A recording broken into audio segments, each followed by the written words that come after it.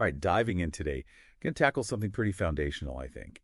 How our mindsets really shape what we experience in life. You've given me a ton of material from this researcher, someone who's really spent years trying to understand how our beliefs, like deep down beliefs about ourselves, how those impact, well, everything. Yeah, you're right. It is pretty fundamental, isn't it? And that's exactly what we're going to dig into, this idea of, mindset. And this researcher, she's done amazing work breaking it down. So, our mission here, I guess, is to pull out those like core insights, the stuff that makes you go, oh, I get it now. And maybe see yourself and the people around you, a little differently. And for our listeners, the people who love getting right to the heart of things, not getting bogged down, this deep dive's for you. We're talking aha moments here, the stuff that can really shift your perspective.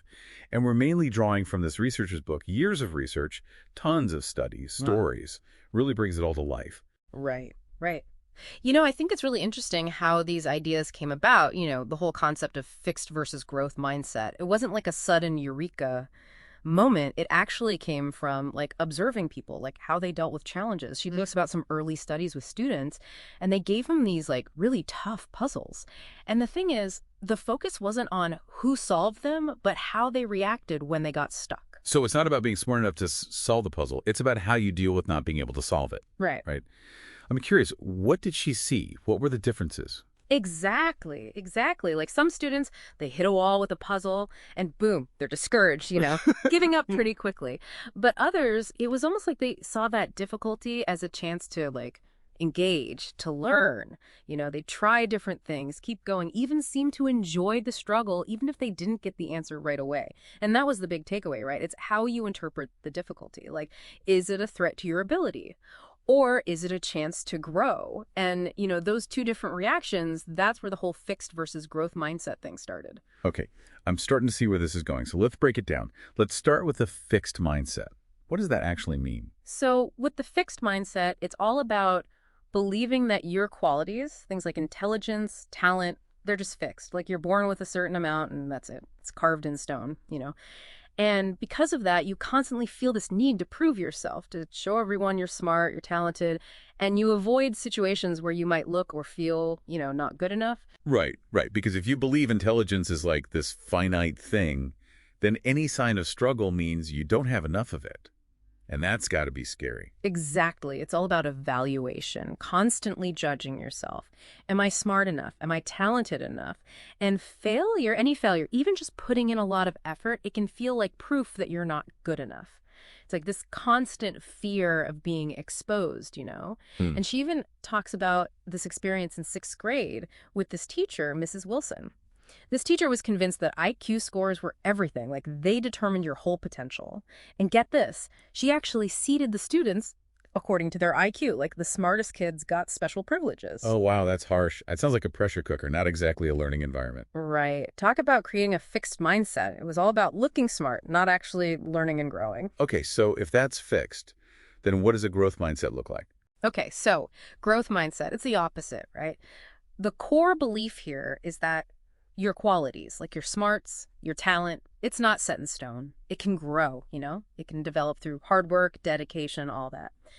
And the big thing here is the belief in potential. Like nobody really knows how much they can achieve. It's all about effort and learning and, just not giving up. I mean, they don't believe everyone will be like the absolute best, but with effort and passion, you can always improve, you know? And the researcher brings up some fascinating examples to back this up, right? Like people who weren't seen as superstars early on, but ended up achieving some pretty amazing things. Absolutely. Like she talks about Charles Darwin, the evolution guy. He was considered a pretty ordinary kid. And Leo Tolstoy wrote War and Peace, also not considered some kind of genius as a kid. And then there's Ben Hogan, the golfer, supposedly super uncoordinated as a child. And even Cindy Sherman, the photographer, failed her first photography class. Yeah. And Geraldine Page, the actress, someone actually told her to give up acting because she wasn't talented enough. So you see, it's not about where you start, it's about how you approach things, how you think about your abilities. Okay, so you've got these two totally different ways of seeing things, fixed versus growth. Mm-hmm. How do those mindsets then play out in terms of how people view success and failure? Well, that's where it gets really interesting. Because, if you have a fixed mindset, success is about proving yourself, right? validating that intelligence or talent you think you were born with. It's about getting recognition and showing everyone you're good enough. But failure, that's a whole different story. It's not just a setback, it's a personal attack. It means you are not smart enough, not talented enough. It's like a judgment on your whole being. It's like your entire self-worth is riding on every outcome, every success, every failure. That's got to be exhausting. Oh, absolutely. But with a growth mindset, success and failure, they mean something totally different. Success is about the journey. It's about stretching yourself, learning, growing, becoming better at something. And failure, well, it's just information. It's a sign that you need to try a different approach, put in more effort. It's not a judgment, it's a stepping stone. The researcher, she even talks about her own experience, how she used to have a fixed mindset, like needing the perfect partner, wanting a super easy career. But then she shifted to a growth mindset, and that's where she found real satisfaction because it was about the challenge, the growth. So effort, I'm guessing, that's seen very differently through these two mindsets, right? Oh, for sure. If you've got that fixed mindset, effort is like a bad thing. It means you're not good enough because if you were, you wouldn't need to try so hard, right? Yeah. So you end up avoiding effort. You don't want to look less capable. That's wild. Because I think most people would say putting in effort, that's how you get better at something. It's how you achieve things. Exactly. That's the growth mindset talking. In that world, effort, it's not a threat, it's the fuel. It's how you grow, how you master something. Like she talks about Mia Hamm, the soccer player. She'd purposely seek out players who were better than her so she'd have to work harder, push herself, because she knew that's how you grow, by challenging yourself. All right, let's talk about failure, because it seems like that's where the rubber meets the road, right? How do these mindsets impact the way people actually deal with setbacks? You got it. For someone with a fixed mindset, failing, it can be devastating. It triggers those deep fears about not being good enough. And how they react, well, it can be intense. Some feel worthless, blame others, make excuses. Some just avoid anything similar in the future, to protect themselves. The researcher gives some pretty raw examples, like people saying they wanted to stay in bed, get drunk, even break something. Yeah, it can get pretty extreme because they're seeing that failure as a judgment on their core worth, not just a setback. If you're always avoiding challenges or feeling personally attacked by setbacks, it might be worth looking at whether a fixed mindset is holding you back. Yeah, those are not exactly healthy ways to deal with things. Nope, not at all. But with a growth mindset, failure is different. It's still painful, sure, but it's not defining you. It's not who you are. It's a problem to be solved, a lesson to be learned. Like she mentions Jim Marshall, the football player. He ran the wrong way for a touchdown on national TV, huge embarrassment. But you know what he did? He learned from it, played better in the second half, and even used that experience later to connect with others who'd messed up publicly. Talk about resilience. Yeah, turning that into a positive, that's pretty amazing. It is. And, she also mentions Bernard Loiseau, the French chef, who might have struggled with depression, potentially because of the huge pressure to maintain those culinary ratings. Like, that's fixed mindset territory, right? Your worth tied to a number. So, yeah, it can have serious consequences. So these beliefs we have about ourselves, they don't just affect our own achievements, right? They also spill over into our relationships, how we interact with people. You got it. Like, in romantic relationships, a fixed mindset, it makes you think that everything is predetermined, Your qualities, your partner's qualities, the whole relationship. It's either meant to be with no effort or it's doomed. And so you end up avoiding the hard work, the communication, the compromise, all the things that make relationships work. She gives this example of a couple who broke up because they believed a real relationship wouldn't need any effort. It's like they thought if it wasn't perfect from the start, that it was never going to work. Right? Like some kind of magical connection that just stays effortless forever. But that's not how it works, is it? People who've had successful relationships, they know it takes work. It's about navigating those challenges together, growing together. That's a growth mindset in action. Like she talks about Tom and Lucy. They had this communication breakdown, misunderstanding, but they talked it through, saw each other's perspective, worked it out. That's growth. But then there's the fixed mindset couples where it can get competitive and insecure, like Susan and Martin at the conference. He gets all threatened by her talking to other people, like it devalues him. Yikes. Not a good look. What about friendships? How do mindsets play into those? Well, in friendships, a growth mindset, it creates this atmosphere of like mutual support, You're both growing, encouraging each other, celebrating each other's wins. It's a good feeling. But a fixed mindset, it can lead to those toxic friendships, where one person's always trying to put the other down, make themselves feel better. Yeah, we've probably all experienced that at some point, those friendships where you walk away feeling drained like somehow smaller. Exactly. It's not a good feeling. And she even touches on this tough topic, bullying. Oh, right. How does that tie into mindsets? Well, bullying, it often comes from this fixed mindset, right? You're judging people, trying to establish yourself as superior. Bullies, they might believe in this fixed social hierarchy and try to boost their own self-esteem by putting others down. And sadly, sometimes the victims, they internalize those negative judgments, start believing they're true. That breaks my heart. But a growth mindset, can that help in these situations? It can, because when you understand that people can change, that those negative judgments aren't set in stone, it helps you build resilience. And it can also, hopefully, help the bully, to see the harm they're causing, to believe they can change. Like she mentions Brooks Brown. He knew the Columbine shooters, and later he actually offered forgiveness to a former bully. Talk about growth and reconciliation. And she also emphasizes how the whole school environment plays a role, whether it encourages a fixed or growth mindset. That can make a huge difference. So all this makes me wonder, where did these mindsets come from in the first place? Are we born with them or are they learned? It's mostly learned, I'd say. Like, sure, maybe there are some subtle differences we're born with, but mostly it's from our experiences, the messages we get from our parents, teachers, coaches, all those influential figures. How they talk about success and failure, it really shapes our mindsets. Like, praising the kid for being smart, it seems positive, right? But she suggests it can actually create a fixed mindset. Really? Why is that? Well, because if you're always told you're smart, you might be scared to try things that are hard, things where you might fail. Because failing would mean you're not smart anymore, right? So you stick to what you're good at, you don't challenge yourself. So it's not about being supportive.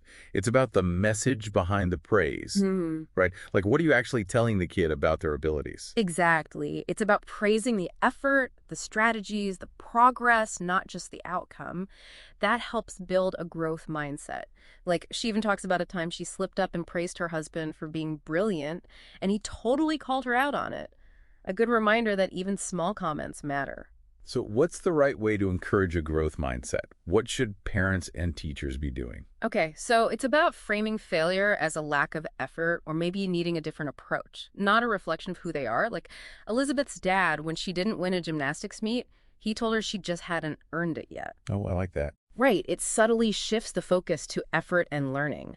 And she also talks about how kids interpret help with homework. Fixed mindset kids, they see help as proof they're not smart.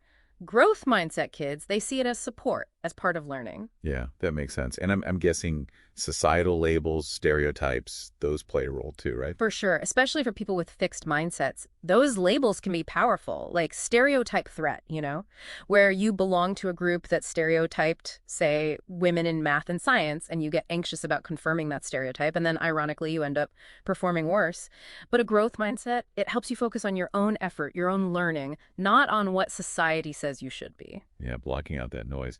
So let's switch gears a bit. How about sports? How do these mindsets play out in the athletic world? Okay, so in sports, fixed mindset, it's all about natural talent, the natural athlete. But a growth mindset, it's about hard work, continuous learning, mental toughness, all that. And she gives all these examples of athletes who weren't necessarily standouts early on, but they worked their butts off and became legends, like Michael Jordan, Babe Ruth, Jackie Joyner-Kersee, Kurt Warner. So being a natural, it's not always a good thing. Nope. Because if you rely too much on talent, you might not develop that work ethic, that resilience. And when things get tough, which they will, you might crumble. Like Pedro Martinez, the pitcher, she talks about him relying too much on his natural talent, but those who succeed, they see setbacks as motivation, as chances to learn. Like Michael Jordan, missing those shots just fueled him. Or Kareem Abdul-Jabbar, adapting to rule changes, thriving. And you can often see a growth mindset in how teams talk, focusing on collective goals, using we instead of I. So it's not just about individual mindset. It's about the team's mindset as well. And all of this makes me wonder about business and leadership, right? Because that's all about teamwork and achieving goals. Oh, yeah. Mindsets are huge in those worlds. Like leaders with fixed mindsets, they often have these huge egos, thinking they don't need a strong team. Lee Iacocca, she uses him as an example. Super successful at first, turning around Chrysler, but then got too focused on fame and control, and it hurt the company in the long run. But growth mindset leaders, they're more humble, collaborative, focused on long-term growth, developing their people. Lou Gerstner at IBM, that's a great example. He totally transformed the company by focusing on learning and empowering employees. And she also contrasts CEOs who just want short-term gains to prove themselves versus those who are building sustainable businesses. Al Dunlap, that's an example of the fixed mindset CEO, focused on immediate results, even if it hurts the company long term. It's like they're more concerned with looking good than actually doing good, building something that lasts. Exactly. And then there's groupthink, you know, where everyone just agrees with the leader, no one speaks up. That's a fixed mindset danger zone. The idea that leaders are made, not born. That's growth mindset all the way. So we've talked a lot about what these mindsets are, how they show up in different areas of life. But what if you realize, hey, I have a fixed mindset in some areas? Can you actually change it? Absolutely. You can. It might feel like it's just part of who you are, but research shows it can be changed. The first step is awareness, recognizing those fixed mindset thoughts, figuring out what triggers them, and then you start choosing different actions, even if it feels uncomfortable. And you got to understand, your brain can change. It's called neuroplasticity. She talks about this brainology program. They taught seventh graders about how their brains can grow and get stronger through learning. It totally changed how they saw themselves. So it's about rewiring your brain, essentially. In a way, yeah. And it's about how you see criticism. It's not a personal attack. It's information that can help you improve. And there are things you can do, like writing down those fixed mindset thoughts, figuring out what sets them off, choosing different actions, setting goals focused on learning, not just outcomes. You can even use visualization, really picture yourself acting differently. And even when you're feeling down, you can still choose to act in a growth-minded way. So it's not about waiting to feel better. It's about acting your way into a new mindset. That's it. And she even talks about how to deal with tough stuff like divorce or job loss from a growth perspective, like focusing on what you can learn, how you can grow from that experience. It's not easy, especially if you're in an environment where everyone else has a fixed mindset, but it's possible. Okay, so we've covered a lot. For our listeners, what would you say are the key takeaways from all this? The big one, I think, is that how you see your abilities, your intelligence, your talents, it's not set in stone. It's a starting point. You can grow, you can change. Whether it's a new skill, a relationship, a challenge, understanding your mindset and choosing a growth mindset, it can make a huge difference. It unlocks potential, builds resilience, and just makes you feel better overall. And thinking back to all the examples we talked about, the people who achieved incredible things even though they weren't considered gifted at the start, and how our brains can literally grow and change, it really highlights the power of a growth mindset. So here's something to think about as you go about your week. Take a look at your own life. Where are you operating from a fixed mindset? What's one small change you could make, one thing you could try differently? Maybe there's something you're avoiding because you're scared you're not good enough. See it as a chance to learn, to grow. And remember, add that word yet to your limitations. Your current abilities, they're just a starting point. You can always improve, always grow. Food for thought. Thanks for this deep dive. It's been a pleasure. You too.